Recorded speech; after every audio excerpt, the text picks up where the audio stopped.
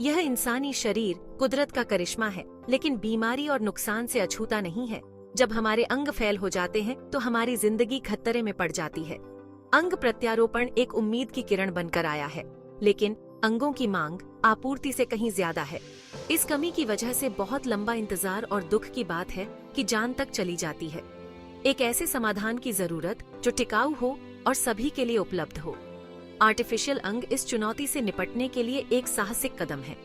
इन मानव निर्मित उपकरणों का उद्देश्य महत्वपूर्ण अंगों के कार्यों की एनक्यूएल करना है। आर्टिफिशियल अंगों का कॉन्सेप्ट सदियों से इंसानों की कल्पना को मोहित करता रहा है।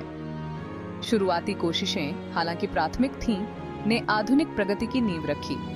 पहला सफल आर्टिफिशियल अंग आर्टिफिशियल किडनी थी, जिसे डायलिसिस मशीन भी कहा जाता है। 1940 के दशक में आविष्कार किया गया यह जीवन रक्षक उपकरण गुर्दे की विफलता के इलाज में क्रांति ले आया। आर्टिफिशियल अंगों का निर्माण एक बहुविषयक दृष्टिकोण शामिल होता है। इंजीनियर, जीव विज्ञानी और चिकित्सक मिलकर काम करते हैं। प्रक्रिया की शुरुआत अंग के कार्य को समझने से होती है। जैव संगत सामग्रियों का चयन किया जाता है। ये सामग्रियां टिकाऊ और गैर जहरीली होनी चाहिए। त्रिआयामी मुद्रण का उपयोग सटीक अंग संरचनाओं के लिए किया जाता है। कठोर परीक्षण यह सुनिश्चित करते हैं कि आर्टिफिशियल अंग सुरक्षित हों। अंतिम लक्ष्य ऐसे उपकरण बनाना है जो शरीर के साथ मूल रूप से एकीकृत हों। चिकित्सा तकनीक में प्रगति ने आर्टिफिशियल अंगों के क्षेत्र को अभूतपूर्व प्रगति के युग में पहुंचा दिया है। आज शोधकर्ता हृदय, फेफड़े, गुर्दे, यकृत और अग्न्याशय सहित कई महत्वपूर्ण अंगों के लिए आर्टिफिशियल अंग विकसित कर रहे हैं। ये उपकरण तेजी से परिष्कृत होते जा रहे हैं, जो उल्लेखनीय सटीकता के साथ अपने जैविक समकक्षों के जटिल कार्यों की एनक्यूएल करते हैं। एक उल्लेखनीय प्रगति बायो आर्टिफिशियल अंगों का विकास है। ये हाइब्रिड डिवाइस सिंथेटिक सामग्रियों को जीवित कोशिकाओं के साथ जोड़ते हैं। यह दृष्टिकोण अस्वीकृति के जोखिम को कम करता है। अनुसंधान का एक और रोमांचक क्षेत्र आर्टिफिशियल अंगों के निर्माण के लिए स्टेम सेल का उपयोग है। स्टेम सेल विभिन्न प्रकार की कोशिकाओं में अंतर करने की अपनी उल्लेखनीय क्षमता के साथ अंग पुनर्जनन के लिए अपार संभावनाएं रखते हैं। मानव हृदय, एक अथक पंप जो जीवन को बनाए रखता है, प्रकृति का एक अद्भुत नमूना है। जब हृदय रोग होता है तो इसके परिणाम विनाशकारी हो सकते हैं।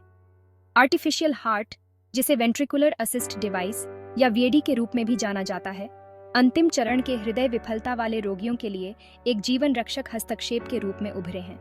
ये उपकरण आमतौर पर छाती या पेट में प्रत्यारोपित किए जाते हैं।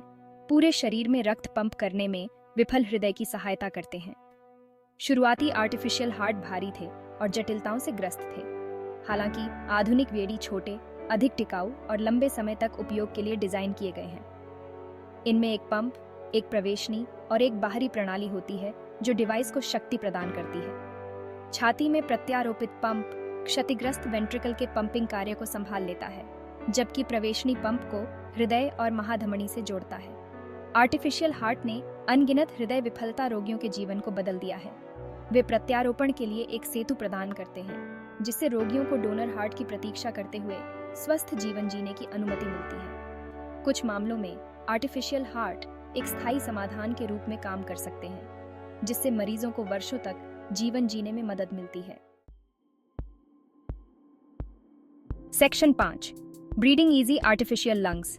फेफड़े गैस विनिमय के लिए जिम्मेदार नाजुक अंग जीवन के लिए आवश्यक हैं। श्वसन विफलता, जो अक्सर क्रॉनिक ऑब्स्ट्रक्टिव पल्मोनरी डिजीज और सिस्टिक फाइब्रोसिस जैसी स्थितियों के कारण होती है, दुर्बल करने वाली और जानलेवा हो सकती है। आर्टिफिशियल लंग्स, जिन्हें एक्स्ट्राकॉर्पोरियल मेम्ब्रेन ऑक्सीजनेशन मशीन के रूप में भी जाना जाता है, गंभीर फेफड़ों की विफलता वाले रोगियों के लिए एक महत्वपूर्ण जीवन रेखा प्रदान करते हैं। ईसीएमओ मशीनें शरीर के बाहर रक्त को ऑक्सीजन देकर और कार्बन डाइऑक्साइड को हटाकर काम करती है। रक्त को एक बड़ी नस के माध्यम से रोगी के शरीर से खींचा जाता है और एक आर्टिफिशियल फेफड़े के माध्यम से परिचालित किया जाता है, जहां ऑक्सीजन जोड़ा जाता है और कार्बन डाइऑक्साइड को हटा दिया जाता है। ऑक्सीजन युक्त रक्त फिर रोगी के शरीर में वापस आ जाता है, जबकि ईसीएमओ मशीनों का उपयोग आमतौर पर एक अल्पकालिक उपचार विकल्प के रूप में किया जाता है। प्रौद्योगिकी में प्रगति से छोटे, अधिक पोर्टेबल उपकरणों का विकास हो रहा है। ये प्रगति पुरानी फेफड़ों की स्थिति वाले रोगियों के लिए अधिक गतिशीलता और स्वतंत्रता प्रदान करते हुए आशाजनक है। Section 6 the promise of artificial kidneys. गुर्दे रक्त से अपशिष्ट उत्पादों को छानने और द्रव संतुलन को विनियमित करने में महत्वपूर्ण भूमिका निभाते हैं। गुर्दे की विफलता के लिए डायलिसिस या प्रत्यारोपण की आवश्यकता होती है। आर्टिफिशियल किडनी, जिसे डायलिसिस मशीन के रूप में भी जाना जाता है, दशकों से इलाज का एक आधार रही है। डायलिसिस मशीनें गुर्दे के फिल्टरिंग फंक्शन की नकल करके काम करती हैं। रक्त खींचा जाता है और एक डायलाइजर के माध्यम से परिचालित किया जाता है। अपशिष्ट उत्पाद और अतिरिक्त तरल पदार्थ हटा दिए जाते हैं, जबकि साफ रक्त वापस आ जाता है। डायलिसिस पर रहने वाले मरीजों को बार बार उपचार की आवश्यकता होती है। शोधकर्ता छोटी, अधिक पोर्टेबल डायलिसिस मशीनों और इम्प्लांटेबल आर्टिफिशियल किडनी विकसित कर रहे हैं। Section 7 the complexity of artificial livers. Liver, शरीर का सबसे बड़ा आंतरिक अंग, रक्त से विषाक्त पदार्थों को छानने, पाचन के लिए पित्त का उत्पादन करने और चयापचय को विनियमित करने सहित 500 से अधिक महत्वपूर्ण कार्य करता है। लीवर फेल्योर, जो अक्सर हेपेटाइटिस सी और सिरोसिस जैसी स्थितियों के कारण होता है, जानलेवा हो सकता है। अंग की जटिल और बहुआयामी प्रकृति के कारण आर्टिफिशियल लीवर विकसित करना एक बड़ी चुनौती साबित हुआ है।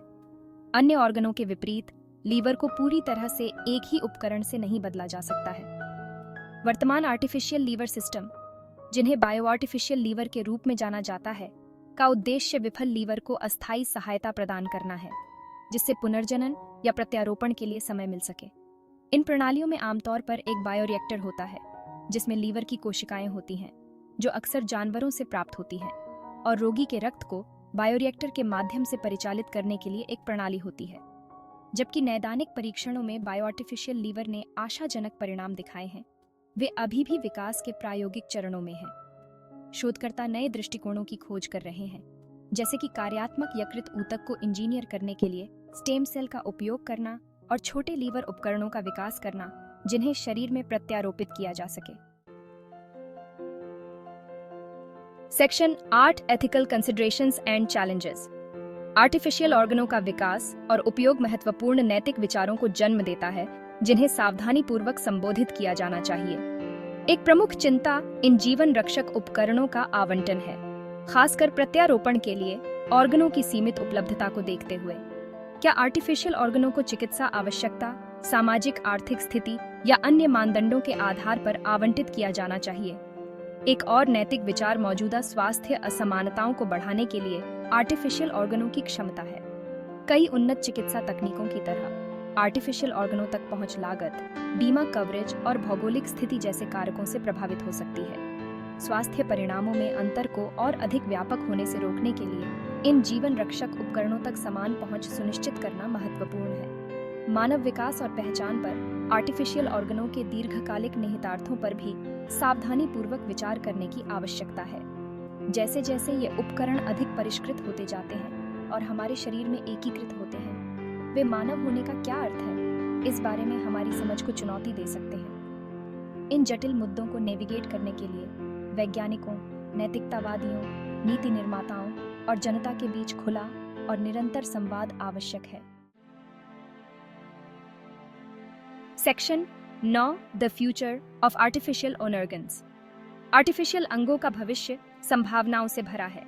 मटेरियल साइंस, नैनो टेक्नोलॉजी और पुनर्योजी चिकित्सा में प्रगति होशियार, अधिक जैव संगत और टिकाऊ आर्टिफिशियल अंग बना रहे हैं। शोधकर्ता कस्टम डिजाइन किए गए अंगों को बनाने के लिए 3 आयामी मुद्रण का उपयोग कर रहे हैं। बायो आर्टिफिशियल अंगों का विकास सिंथेटिक सामग्रियों को जीवित कोशिकाओं के साथ जोड़ता है। आर्टिफिशियल इंटेलिजेंस और मशीन लर्निंग का एकीकरण क्रांति लाने के लिए तैयार है। आर्टिफिशियल अंग, जो कभी एक दूर का सपना था, अब एक मूर्त वास्तविकता बनते जा रहे हैं। Section 10 the impact on health care.